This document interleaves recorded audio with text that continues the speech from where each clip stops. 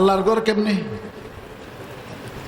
আমার ভাইয়েরা, দোস্ত আহবাব, এই পৃথিবীতে আল্লাহর ঘর হইল একটা, সেটার নাম খানায়ে কাবা, বাইতুল্লাহ, যেটারে আপনারা হাজী সাহেবেরা যাইয়া সেখানে তোয়াফ করছেন। খানায়ে কাবা এটা হইল আল্লাহর ঘর, বাইতুল্লাহ। এই খানায়ে কাবা এটা আল্লাহর ঘর কেমনে? এটার নির্মাতা ডাইরেক্ট আল্লাহ, ডাইরেক্ট আল্লাহ। আর একটু গোড়ার থেকে বলি,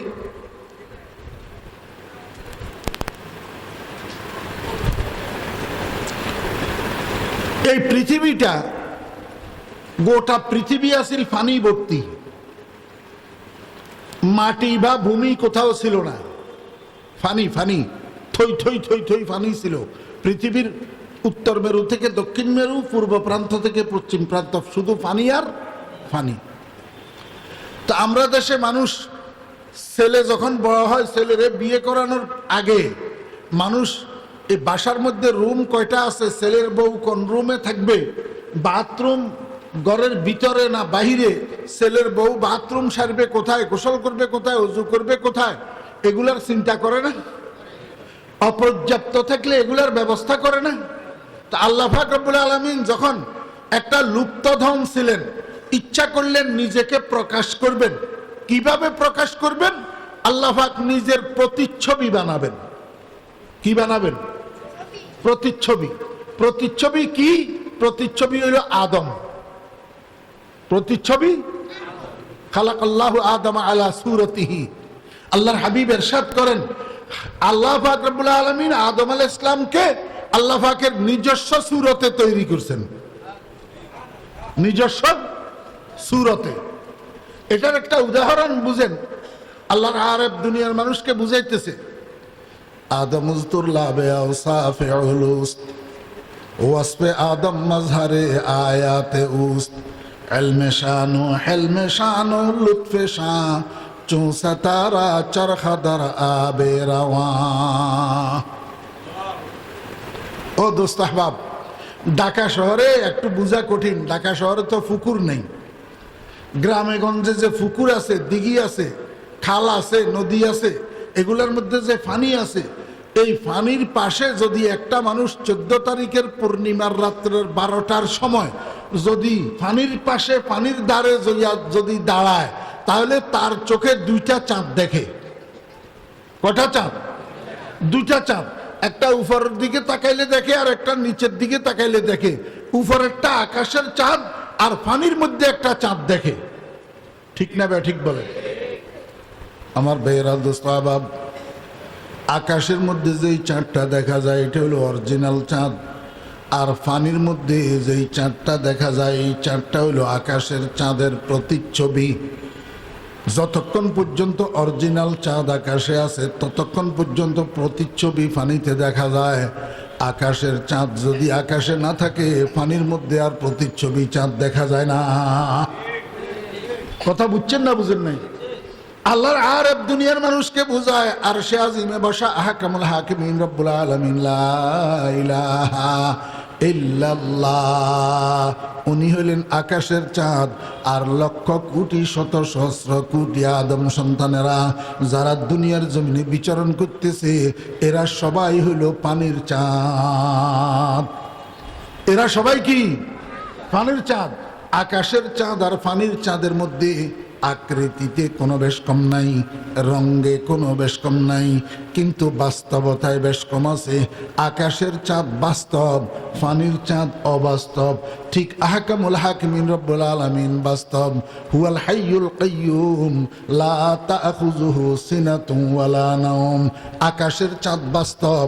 আল্লাহু আকবার। অনন্ত অতীতে যেমন বর্তমানেও তেমন আছেন, অফুরন্ত ভবিষ্যতেও তেমন থাকবেন।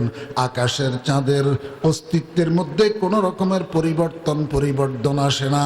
সর্বযুগে সর্বকালে একরকম, সর্বযুগে সর্বকালে সমান শক্তিধর, সমান ক্ষমতাবান।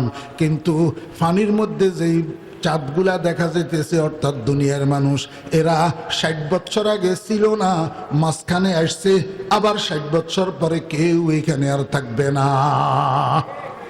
কথা বুঝছেন না বুঝেন নাই?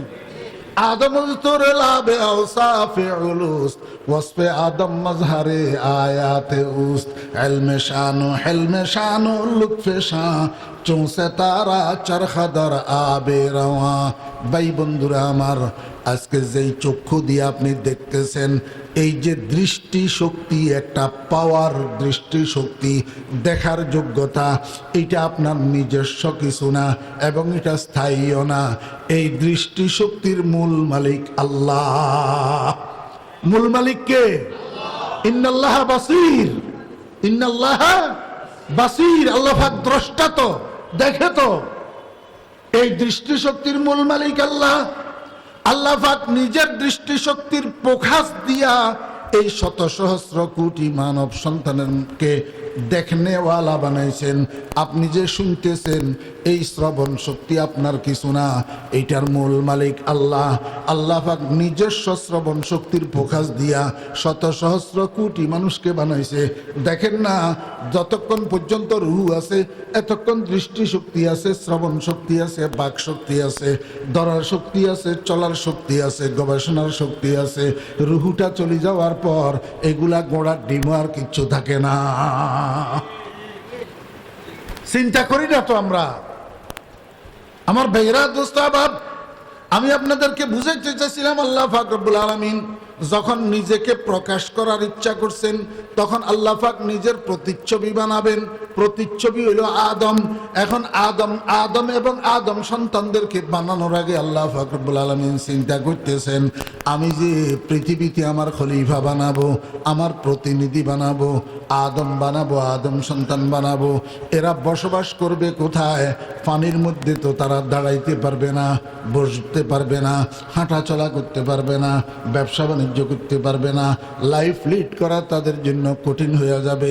এই জন্য আল্লাহ পাক রব্বুল আলামিন সিদ্ধান্ত নিলেন, মাটি বানাবেন। মাটি বানাবেন। তো কেমনে মাটি বানাবেন?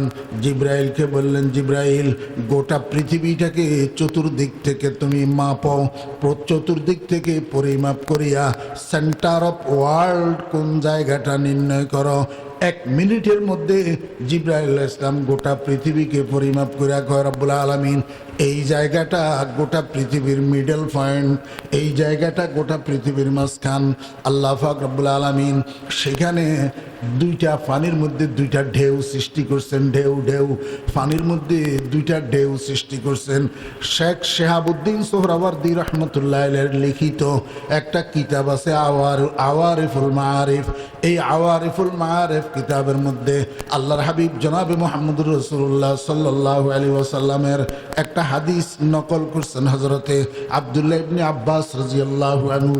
এই হাদিসের মধ্যে রাসূল করিম সাল্লাল্লাহু আলাইহি ওয়াসাল্লাম, রাসূল আকরাম সাল্লাল্লাহু আলাইহি ওয়াসাল্লামের সৃষ্টির ঘটনা এবং মাটি সৃষ্টির ঘটনা, খানায়ে কাবার সৃষ্টির ঘটনা, নবীজির নিজেকে সৃষ্টি করার ঘটনা, এই হাদিসের মধ্যে নবীজি ইরশাদ করছেন, গোটা পৃথিবীর মাঝখানের জায়গার মধ্যে আল্লাহ পাক রব্বুল আলামিন পানির ভিতরে পাশাপাশি দুইটা ঢেউ সৃষ্টি করছেন। এই দুইটা ঢেউ একটার সাথে আরেকটা যখন বাড়ি লেগছে, সেখানে একটা ভটকা তৈরি হয়েছে। ভটকা, পানির ভটকা। ভটকা বুঝেননি? এটারে আরবিতে বলে হুবাব, উর্দু ফার্সিতে বলে বুলবুলা, আমাদের বাংলা ভাষায় কি বলে তো আমি জানি না। আমার দেশি ভাষায় ভটকা বলে। পানির ভিতরে এত বড়, এমনি ছোট্ট, উপরের দিকে উঠে অল্প কিছুক্ষণ পরে আবার নিজে নিজে ব্লাস্ট হয়ে যায়। চিনেন আপনারা? এই একটা কি কয়, বৃষ্টি না, এটা বন্যার পানি যখন রাস্তার সাথে বাড়ি খায়, তখন এত বড় বড় ভটকা এগুলা তৈরি হয়, অল্প কিছুক্ষণ স্থায়ী থাকে, এরপরে আবার নিজে নিজে পানির সাথে মিশে যায়। ভটকা না? এই ভটকাটা তৈরি হয়েছে। ভটকা এটারে আহকামুল হাকিমিন রব্বুল আলামিন কয় গুড়। যেখানে হয়েছে সেখানে গুড় বলে। 40,000 বছর ঘুরেছে। কয় হাজার বছর? 40,000 বছর ঘুরানোর পরে ভটকা এটার থেকে একটু ফেনা তৈরি হয়েছে। ফেনা জাবাদুল বাহার, কচুরি ফেনা নয়, পানির ফেনা। ওই যে বন্যার পানি রাস্তার সাথে বাড়ি খেলে এক ধরনের ফেনা কতগুলা হয়, এগুলাকে আরবের মধ্যে জাবাদুল বাহার বলে।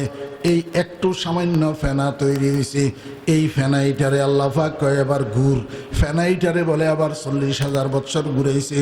40,000 বৎসর ঘুরানোর পরে একটু সামান্য মাটি তৈরি হয়েছে। কতটুক?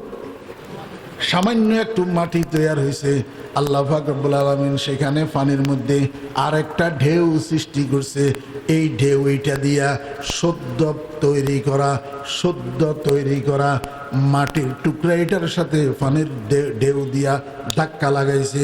ধাক্কা লাগাইয়া মাটির টুকরা এটা 2 ভাগ হয়েছে। 2 ভাগ। কয় ভাগ হয়েছে? 2 ভাগ। 1 ভাগ মাটির টুকরা যেখানে তৈরি করছে সেখানে আল্লাহ পাক স্থির করে দিছেন। আল্লাহ পাক স্থির করতে পারে কি পারে না? শক্তি আছে। উস্তে সুলতান হর চেখাহাদ আকুনাদ আলমেরা দর্দ মে বীরা কুনদ তরফাতুল আইনে জাহাঁ বরহম জানদ কসনমি আরদ কে আজাদম জানত। আল্লাহ রাব্বুল আলামিন ইচ্ছা করলে 1 সেকেন্ডের মধ্যে এরকম 100টা 1000টা 1 লক্ষটা পৃথিবী ফত্তন করতে পারে। আবার ইচ্ছা করলে 1 সেকেন্ডের মধ্যে এরকম 100টা 1000টা পৃথিবী তছনছ করে দিতে পারে। কারো হাত ধরার ক্ষমতা আছে, প্রতিবাদ করার ক্ষমতা আছে, মিছিল মিটিং করি, অবরোধ করি, হরতাল করি, প্রতিহত করার কারো ক্ষমতা আছে?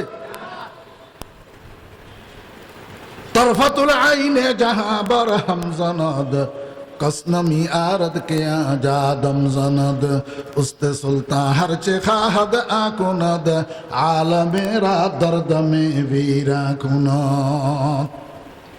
আল্লাহ পাক রব্বুল আলামিন একটা মাটির টুকরা যেখানে বানাইছেন সেখানে স্থির করে দিয়েছেন, এটার নড়াচড়া নাই। আরেকটা মাটির টুকরা কি করতেছেন? আরেকটা ঢেউ সৃষ্টি করছেন পানির মধ্যে।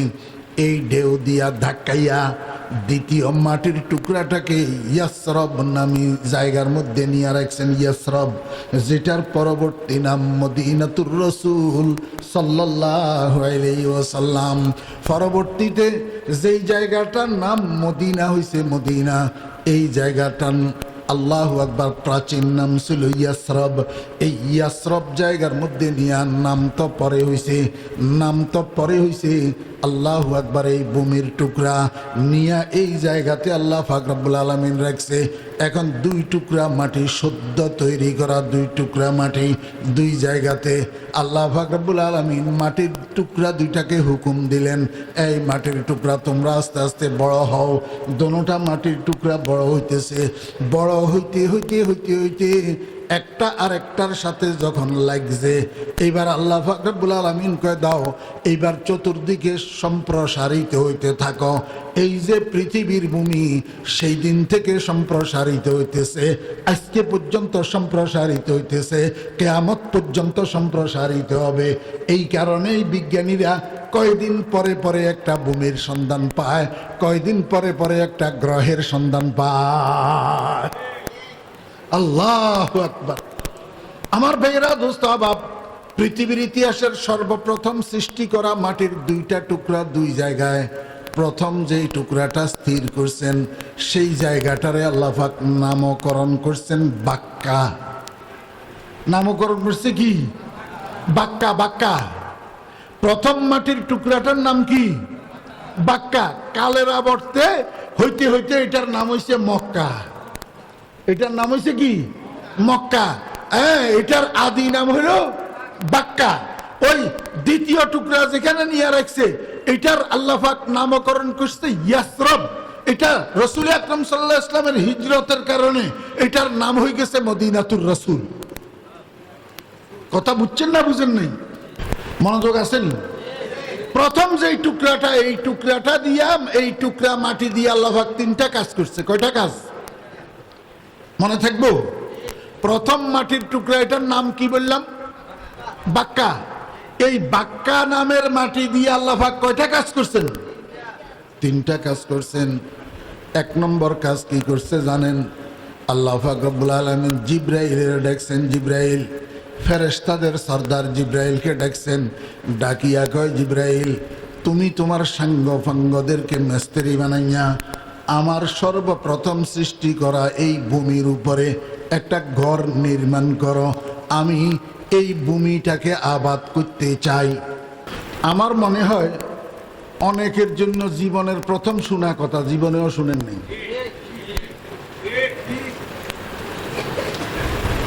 আল্লাহ পাক রব্বুল আলামিন পৃথিবীটাকে তৈয়ার করছেন, এই গড়ের বিটি বানাইছেন গড় উঠানোর জন্য, আবাদ করার জন্য না, এমনি খালি বিটি ফেলে রাখার জন্য? আবাদ করার জন্য। আপনি নতুন বাড়ি বানাইবেন, হ্যাঁ, আশুলিয়াতে জায়গা কিনছেন, তো এখানে মাটি ভরাট করছেন, এখানে কি জীবনকে জীবন, যুগের পর যুগ এই ভরাট করা বিটি এইভাবে ফেলি রাখবেন, না এখানে ঘর উঠাবেন? জায়গাটা আবাদ করবেন না? আল্লাহ পাক রব্বুল আলামিন কয়, জিবরাইল, আমি ভূমি বানাইছি যে উদ্দেশ্যে, সেই উদ্দেশ্য সফল করার জন্য এটাকে আমার আবাদ করতে হবে। তবে আমি আবাদটা করব কোনখান থেকে? গোটা পৃথিবীর মিডল পয়েন্টের থেকে। কারণ আমার বন্ধু মুহাম্মদুর রাসূলুল্লাহ সাল্লাল্লাহু আলাইহি ওয়াসাল্লামকে কালিমার দাওয়াত দেওয়ার জন্য, দ্বীনের দাওয়াত দেওয়ার জন্য, কোরআনের দাওয়াত দেওয়ার জন্য আমি গোটা পৃথিবীর মিডল পয়েন্টে পাঠাবো। কারণ মাঝখান থেকে দাওয়াত দিলে আমার বন্ধু যেহেতু গোটা পৃথিবীর জন্য নবী হইয়া যাবেন, গোটা পৃথিবীতে দাওয়াতের কাজ সম্প্রসারণ করা আমার বন্ধুর জন্য সহজ হবে। এই জন্য বন্ধুকে আমি পৃথিবীর মাঝখানে যেহেতু পাঠাবো, পৃথিবীর মাঝখান থেকে আমি ভূমিটাকে আবাদ করব। এই জন্য তুমি তোমার সাঙ্গ পাঙ্গ মিস্ত্রিদেরকে লইয়া গোটা পৃথিবীর মাঝখানে শুদ্ধ নির্মাণ করা ভূমির উপরে একটা ঘর তৈয়ার করো, একটা ঘর, একটা ঘর বানাও। কথা বুঝছেন? এই জিবরাইল আলাইহিস সালাম ফেরেশতাদেরকে লইয়া একটা ঘর বানাইলেন। এই ঘরটার নাম খানায়ে কাবা। এই ঘরটার নাম কি? আল্লাহ পাক রব্বুল আলামিন কোরআন শরীফের মধ্যে বলেন, ইন্না আউওয়ালা বাইতিন উযিআ লিন-নাসি লাল্লাযী বিবাক্কাতা মুবারাকা ওয়া হুদাল লিল আলামিন। কোরআন শরীফের মধ্যে পৃথিবীর ইতিহাসের সর্বপ্রথম ঘর বাক্কা নামের জায়গার মধ্যে, যেটা তৈয়ার হয়েছে ফেরেশতারা তৈয়ার করছে। এখন যেই ঘরটা খানায়ে কাবা আপনারা আমরা তাওয়াফ করি, এটা কি সেই ঘর? জি, ঘর সেটা নেই না দোস্ত, জায়গা ঠিক আছে কিন্তু ঘর ঠিক নাই। আপনাদের মসজিদ এইটা আগে এখানে এই মসজিদ ছিল না, এটা টিনের ছাপরা ছিল, এখন পাকা হইয়া গেছে, আল্লাহর রহমতে ছাদ হইয়া গেছে। এখন কি ঘর আগেরটা? কথা দুটোটা ঠিক, ঘর আগেরটা, কিন্তু ঘরের ধরনে বেশ কম। ওই জায়গা এক হওয়ার কারণে ঘর ইসলাম ফেরেশতাদেরকে লইয়া যে ঘর বানাইছেন সেটা কালের আবর্তে হাজার হাজার হাজার হাজার বৎসর অতিবাহিত হওয়ার কারণে এই ঘরটা মাটি চাপা পড়ে মাটির নিচে নিশ্চিহ্ন হয়ে গেছে। এখন দুনিয়ার মানুষের চোখে আর ঘর এটা নাই। আল্লাহ পাক রব্বুল আলামিন যখন আদম আলাইহিস সালামকে তৈরি করলেন, এইবার জিবরাইলের কয় যে, ও জিবরাইল, তুমি একটা কাজ করো, প্রথম তোমাদেরকে দিয়া যেই ঘরটা আমি বানাইছিলাম সেই ঘরটা কোন জায়গায় কোন বরাবর এটার দাগ চৌদ্দি ঠিক করে দিও, আমার আদমের নতুনভাবে ঘরটা পুনর্নির্মাণ করুক। জিবরাইল আলাইহিস সালামের দাগ চৌদ্দি ঠিক করে দিছে, আদম আলাইহিস সালামে এই খানায়ে কাবা এটারে পুনর্নির্মাণ করছে। আবার হাজার হাজার বৎসর অতিবাহিত হওয়ার কারণে গড়িটা আবার মাটি চাপা পড়ে নিশ্চিহ্ন হয়ে গেছে। আদম আলাইহিস সালামের সন্তান হযরতে ঈসা আলাইহিস সালামকে আল্লাহ পাক যখন নবী বানাইয়া পাঠাইলেন, ঈসা আলাইহিস সালামকে দিয়া এই ঘরটাকে আবার পুনর্নির্মাণ করাইছেন। দাগসদ্দি দেখাই দিয়েছে জিবরাইলে। হযরত ঈসা আলাইহিস সালামের নির্মাণ করা সেই ঘর কালের আবর্তে আবার মাটি চাপা পড়ছে, কিন্তু এবার নিশ্চিহ্ন হয় নাই, বেশি নিচে যায় নাই, অল্প অল্প নিচে গেছে। ইব্রাহিম আলাইহিস সালামকে যখন আল্লাহ পাক নবী বানাইয়া পাঠাইলেন, জিবরাইলের কয়, ও জিবরাইল, তুমি একটা কাজ করো, আমার নবী ইব্রাহিমের আমার খানায়ে কাবার দেওয়াল কোন বরাবর তুমি দেখাই। ইব্রাহিম নবী নেয়ার খনন করি দেওয়ালটাকে আবিষ্কার করুক। এখন একবারে নিশ্চিন্ন হয় নাই তো? হযরত ইব্রাহিম আলাইহিস সালাম ওই জিব্রাইলে যেমনে যেমনে দেখাই দিছে এমনে এমনে মাটি খনন করছে, পরে খানায় কাবার দেওয়াল পাইয়া গেছে।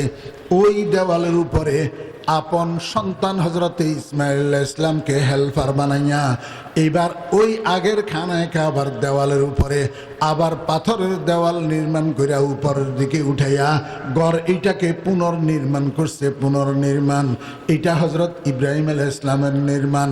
বুঝে থাকলে বলুন না, ইব্রাহিম আলাইহিস সালামের নির্মাণটা প্রথম না কয় নম্বর?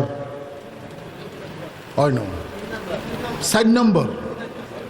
ইব্রাহিম আলাইহিস সালামের নির্মাণটা কয় নম্বর?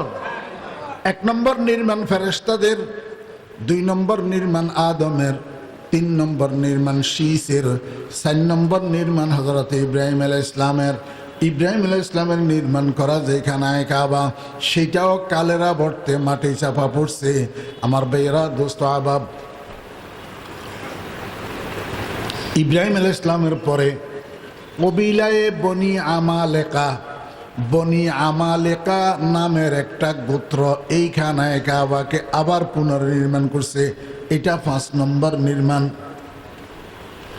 কবিলায় বনি আমালেকার নির্মাণ করা সেই ঘরটাও আবার মাটি চাপা পড়ছে। 6 নম্বরে এই ঘরটাকে কবিলায় বনি জুরহুম নামে একটা গোত্র নির্মাণ করছে, সেটা আবার মাটি চাপা পড়ছে।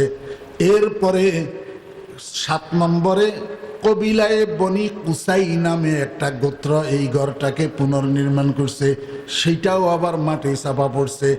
8 নম্বরে যাইয়া এই ঘরটাকে পুনর্নির্মাণ এবং সংস্কার করছে রাসূল আকরাম সাল্লাল্লাহু আলাইহি ওয়াসাল্লামের গোত্র কুরাইশ। কয় নম্বরে? 8 নম্বরে। এই 8ম নির্মাণের মধ্যে মুহাম্মদুর রাসূলুল্লাহ সাল্লাল্লাহু আলাইহি ওয়াসাল্লাম নিজেও শরীক ছিলেন। এটা 8 নম্বর নির্মাণ। রাসূল আকরাম সাল্লাল্লাহু আলাইহি ওয়াসাল্লাম ইন্তেকালের আগে আম্মা আয়েশা সিদ্দিকা রাদিয়াল্লাহু আনহাকে একটা কথা বলছিলেন, আয়েশা, আমি তো অর্থের অভাবে খানায় কাবার হাতিমটাকে খানায় কাবার মধ্যে অন্তর্ভুক্ত করতে পারলাম না। যদি আমার পরে কোনো বীর পুরুষ, কোনো বাপের বেটা এমন তৈয়ার হইতো, খানায় কাবার হাতিমটাকে সহ মিলাইয়া যদি খানায় কাবাটা পুনর্নির্মাণ করত, কতই না ভালো হইতো। রাসূল আকরাম সাল্লাল্লাহু আলাইহি ওয়াসাল্লামের ওয়াফাতের পরে আয়েশা সিদ্দিকা রাদিয়াল্লাহু আনহার আপন বাগিনা আসমা বিনতে আবি বকর রাদিয়াল্লাহু আনহার ছেলে হযরতে আব্দুল্লাহ ইবনে জুবায়ের রাদিয়াল্লাহু আনহু যখন মক্কা মদিনার গভর্নর হইছেন, আয়েশা সিদ্দিকা বাগিনাকে ডাকি নবীজির এই কথাটা শুনাইছেন। হযরতে আব্দুল্লাহ ইবনে জুবায়ের রাদিয়াল্লাহু আনহু নবীজির কথায় অনুপ্রাণিত হইয়া খানায় কাবাকে ভাঙ্গিয়া আবার হাতিমে কাবারের সহ মিলাইয়া খানায় কাবাকে নতুনভাবে সংস্কার করে নির্মাণ করছেন। এটা 9 নম্বর নির্মাণ। কয় নম্বর? লম্বা ইতিহাস। আব্দুল মালিক ইবনে মরওয়ান নামে এক বদমাইশ ছিল। আব্দুল মালিক ইবনে মরওয়ান এই বদমাইশ যখন খলিফা নিযুক্ত হয়েছেন, আমার বেয়েরা দোস্ত আহবাব, এই আব্দুল মালিক ইবনে মরওয়ানে মক্কা মদিনার গভর্নর বানাইয়া পাঠাইছিলেন হাজ্জাজ ইবনে ইউসুফেরে। হাজ্জাজ ইবনে ইউসুফের হাতে মদিনাবাসী বায়াত গ্রহণ করতে অস্বীকার। মদিনাবাসী বায়াত গ্রহণ করছে আব্দুল্লাহ ইবনে জুবায়ের রাদিয়াল্লাহু আনহুর হাতে। এই জন্য আব্দুল মালিক ইবনে মরওয়ান হাজ্জাজ ইবনে ইউসুফের নির্দেশ দিয়েছিল আব্দুল্লাহ ইবনে জুবায়ের রাদিয়াল্লাহু আনহু থেকে প্রতিশোধ নেওয়ার জন্য এবং আব্দুল্লাহ ইবনে জুবায়েরের নির্মিত খানায় কাবাকে ভাঙিয়ে ফেলার জন্য।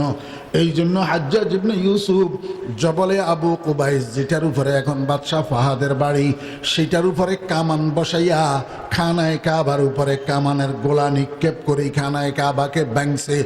এই কামানের গোলার আঘাতে হজরে আসওয়াদ ভাঙ্গিয়া টুকরা টুকরা হয়েছে। এখন যে আপনারা হজরে আসওয়াদে চুমা দেন, ভিতরে কালো পাথর কতগুলা টুকরা পাওয়া যায়। আসলে হজরে আসওয়াদ কোনো ভাঙ্গা পাথর ছিল না, একটাই পাথর ছিল। এখন তো আমরা চুমা দিই টুকরা কতগুলার উপরে, এই টুকরা টুকরা করছে হাজ্জাজ ইবনে ইউসুফ কামানের গোলা নিক্ষেপ করিয়া।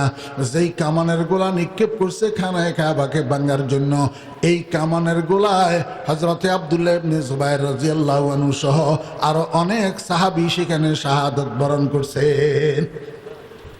এই হাজ্জাজ ইবনে ইউসুফে খানায়ে কাবাকে ভাঙ্গিয়া আবার পুনর্নির্মাণ করছে হাতি মেরে বাদ দিয়া, হাতি মেরে বাদ দিয়া। তার কথা হলো রসুল হাতি মেরে ঢুকায় নাই, তুমি হাতি মেরে ঢুকানোর কে? সে তো আর আয়েশা সিদ্দিকার হাদিস এটা জানে না।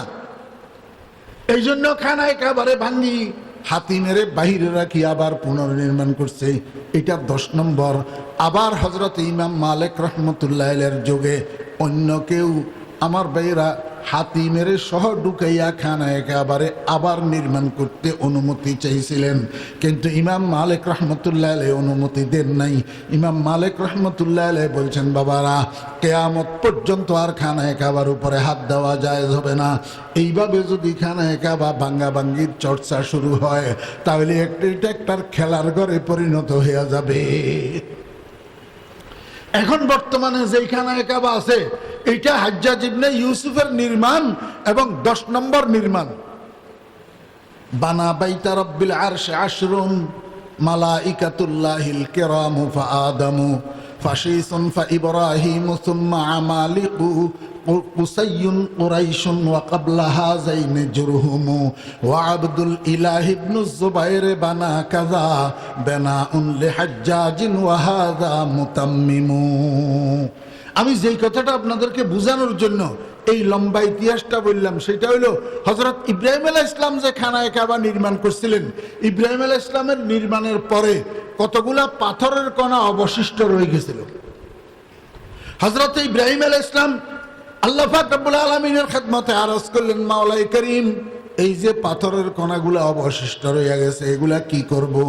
আল্লাহ পাক রব্বুল আলামিন কয়, ইব্রাহিম আমার খলিল আপনি জবলে আবু কুবাইসের চূড়ায় যান, সেখানে যাইয়া 2টা কাজ করবেন। 1 নম্বর কাজ করবেন, জবলে আবু কুবাইসের চূড়ায় দাঁড়াইয়া একটা আজান দিবেন। এইটা নামাজের আজান নয়, এটা তাওয়াফের আজান, তাওয়াফের আজান।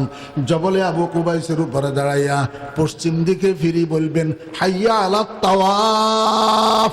এরপরে দক্ষিণ দিকে ফিরি বলবেন হাইয়া আলাত তাওয়াফ।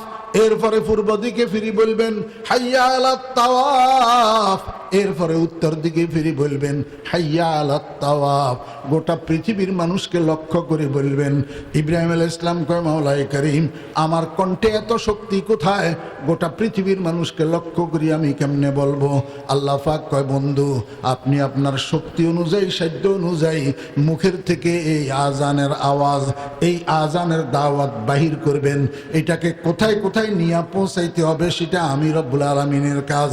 হাবিবে খুদা জনাবে মুহাম্মদুর রাসূলুল্লাহ সাল্লাল্লাহু আলাইহি ওয়াসাল্লাম বলেন, ইব্রাহিম আলাইহিস সালামের এই আজানের আওয়াজকে আল্লাহ পাক কুদরতের দ্বারা তৎকালীন পৃথিবীতে জীবিত যত মানুষ ছিল সবের কানে কানে ঢুকাইছে। মায়ের পেটে যত মানুষ ছিল সবের কানে কানে ঢুকাইছে। আলমে আরওয়াহতে যত মানুষ ছিল সবের কানে কানে ঢুকাইছে। সৌভাগ্যবান ওই সমস্ত মানুষ যে যেখানে ছিল ইব্রাহিম আলাইহিস সালামের আজানের আওয়াজ শোনার পরে মুখের থেকে বাইরে হইছে লাব্বাইক আল্লাহুম্মা লাব্বাইক। আমার রসুল মুহাম্মদুর রাসূলুল্লাহ সাল্লাল্লাহু আলাইহি ওয়াসাল্লাম বলেন, ইব্রাহিম আলাইহিস সালামের আজানের আওয়াজ শোনার পরে যারা আজানের জবাব দিছে লাব্বাইক কইয়া তাদের কপালে হজ নসিব হইয়া গেছে। শুধু তাই নয়, বরং আল্লাহর বান্দা সৌভাগ্যবান কিছু এমন আছে যারা ইব্রাহিম আলাইহিস সালামের আজানের আওয়াজ শোনার পরে শুধু একবার বলে নাই, একাধিকবার, কেউ 5 বার, 7 বার, 10 বার, 20 বার, 50 বারও বলছে লাব্বাইক লাব্বাইক লাব্বাইক লাব্বাইক লাব্বাইক। রাসূল খুদা সাল্লাল্লাহু আলাইহি ওয়াসাল্লাম বলেন, যার মুখ থেকে যতবার লাব্বাইক বের হইছে তার জন্য ততবার নসিবে হজ বরাদ্দ হয়ে গেছে। ও বেরা দোস্ত আহবাব, আপনারা মনে করেন কোটি কোটি টাকার মালিক হইলে হজ করতে পারে? না না না, কপালে যদি হজ লেখা থাকে 1 টাকার মালিক না হইলেও হজ করতে পারে। আর কপালে হজ লেখা না থাকলে আমার বেরা কোটি কোটি টাকার মালিক হইয়াও হজ করতে পারে না। আল্লাহু আকবার। আর একটা কাজ হযরত আল্লাহ পাক রব্বুল আলামিন কয়, ইব্রাহিম দুইটা কাজ করবেন জবলে আবু কুবাইসের উপরে উঠি। আরেকটা কি কাজ? আরেকটা কাজ করবেন, যেই পাথরের কণাগুলা অবশিষ্ট রয়েছে এই পাথরের কণাগুলোর থেকে এক মুষ্টি লইয়া পশ্চিম দিকে নিক্ষেপ করবেন, আর এক মুষ্টি লইয়া দক্ষিণ দিকে নিক্ষেপ করবেন। গোটা পৃথিবীকে লক্ষ্য করি ছুড়বেন। পূর্ব দিকে এক মুষ্টি, উত্তর দিকে এক মুষ্টি, যতক্ষণ পর্যন্ত পাথরের কণা এগুলা শেষ না হয় এক মুষ্টি করি চতুর্দিকে এরকম ছিটাইতে থাকেন। গোটা পৃথিবীকে লক্ষ্য করে ছিটাইবেন। ইব্রাহিম আলাইহিস সালাম কয়, মাওলা আমার বাহুতে এত শক্তি কোথায়? গোটা পৃথিবীকে লক্ষ্য করি আমি কেমনে ছিটাবো? আল্লাহ পাক রব্বুল আলামিন কয়, বন্ধু আমার খলিল, আপনি আপনার সাধ্য অনুযায়ী ছিটাইবেন, আর এগুলাকে কোথায় কোথায় নিয়ে পৌঁছাইতে হবে সেটা আমার কাজ। হযরত ইব্রাহিম আলাইহিস সালাম খানায়ে কাবার অবশিষ্ট পাথরের কণাগুলাকে এরকম চারিদিকে ছিটাইছে, আর এগুলাকে আল্লাহ পাক রব্বুল আলামিন কুদরতের দ্বারা গোটা পৃথিবীর কোনায় কোনায় কোনায় কোনায় নিয়ে ফেলছে। আল্লাহর হাবিব জনাব মুহাম্মদুর রাসূলুল্লাহ সাল্লাল্লাহু আলাইহি ওয়াসাল্লাম বলেন, যেখানে ইব্রাহিম আলাইহিস সালাম কর্তৃক ছিটানো একটা পাথরের কণা পড়ছে সেখানে কিয়ামতের পূর্ব মুহূর্তে একটা মসজিদ নির্মিত হবে। কেন কেন নির্মিত হবে? গোটা পৃথিবীর সমস্ত মসজিদগুলা খানায়ে কাবার অংশ। এই জন্যই হেটারে যেমন বাইতুল্লাহ বলা হয়, মসজিদগুলারও বাইতুল্লাহ বলা হয়, যেহেতু মূল বাইতুল্লাহর অংশ। খনন করেই দেখলে আমার ভাইরা, প্রত্যেক মসজিদের নিচে ফাউন্ডেশনের মধ্যে ইব্রাহিম আলাইহিস সালামের ছিটানো একটা পাথরের কণা আছে, দুনিয়ার মানুষের চোখে ধরা পড়ে না। আপনি কি মনে করেন আপনার জায়গা আপনি ইচ্ছায় মসজিদের জন্য দিয়া দিছেন? না না, মসজিদের জায়গা ইব্রাহিম আলাইহিস সালামের দ্বারা আল্লাহ পাক সিলেক্ট করে রেখেছেন। হ্যাঁ, আপনার জায়গা যে আপনি দিয়েছেন এটার জন্য আপনি সওয়াব পাবেন, এটার জন্য আল্লাহ পাক আপনার জন্য বেহেশতের মধ্যে অট্টালিকা তৈরি করবে, আপনাকে অট্টালিকার মালিক বানাইয়া দিবে। মান বানা লিল্লাহি মসজিদান বানাল্লাহু লাহু বাইতান ফিল জান্নাহ। মসজিদের জন্য যদি আপনি 10টা টাকা দান করেন তাহলে মসজিদের এই কোটি কোটি টাকা ব্যয়ে নির্মিত এই নির্মাণের আপনিও একজন অংশীদার। 10 টাকা 10 লক্ষ টাকা দিয়া উনি যেরকম নির্মাতা, 10 কোটি টাকার জায়গা দিয়া উনি যেরকম নির্মাতা, আপনি 10 টাকা দিয়া শরীক হনেওয়ালা, আপনিও একজন নির্মাতা। আপনার জন্য বেহেশতে আল্লাহ পাক অট্টালিকা বানাবে, একটা বহুতল বিশিষ্ট ভবন আল্লাহ পাক জান্নাতের মধ্যে আপনাকে উপহার দিবে। বাইতুল্লাহ কেন? আমি আপনাদেরকে বলছিলাম আল্লাহ পাকের নিদর্শন এই পৃথিবীর মধ্যে মোট কয়টা? 4টা। 1 নম্বর কালামুল্লাহ, 2 নম্বর বাইতুল্লাহ, 3 নম্বর রাসূলুল্লাহ, 4 নম্বর ইবাদতুল্লাহ। কালামুল্লাহ মানে আল্লাহর কালাম, বাইতুল্লাহ মানে আল্লাহর ঘর, রাসূলুল্লাহ মানে আল্লাহর রাসূল, ইবাদতুল্লাহ মানে আল্লাহর ইবাদত। দেখেন 4টা জিনিসের পিছনে আল্লাহ আল্লাহ আল্লাহ আল্লাহ লাগানো আসেনি? কালামুল্লাহ, বাইতুল্লাহ, রাসূলুল্লাহ, ইবাদাতুল্লাহ, এই 4টা জিনিসের সাথে আল্লাহর নাম ছাড়া দুনিয়ার আর কোন বীর বাহাদুরের নাম লাগানো যায় না। দুনিয়ার আর কোন পৃথিবীর শাসকের নাম লাগানো যায় না। দুনিয়ার আর কোন সুপার পাওয়ার পরিচালকের নাম লাগানো যায় না। দুনিয়ার কোন মন্ত্রী, মিনিস্টার, এমপির নাম লাগানো যায় না। এই 4টা জিনিসের সাথে শুধু একটা নাম শোভা পায়, আল্লাহ। ও দোস্ত আবাব, আল্লাহ শব্দ এটা একটা পাওয়ারফুল ইঞ্জিল। কি পাওয়ারফুল ইঞ্জিল? আল্লাহ শব্দ এটা ইসমে আজম। শব্দ এটা কি? ইসমে আজম। এই জন্য আমাদের নবী আমাদেরকে দোয়া শিক্ষা দিয়েছেন, আমার উম্মতেরা তোমরা যখন আল্লাহর কাছে কিছু চাইবা, আল্লাহর কাছে যখন দোয়া করবা, ইসমে আজম উচ্চারণ করে দোয়া করবে, আল্লাহ পাক দোয়া কবুল করবে। তোমরা আল্লাহর কাছে বলবে, আল্লাহুম্মা ইন্নী আসআলুকা বিইসমিকাল আযম। আল্লাহ আল্লাহ আল্লাহ।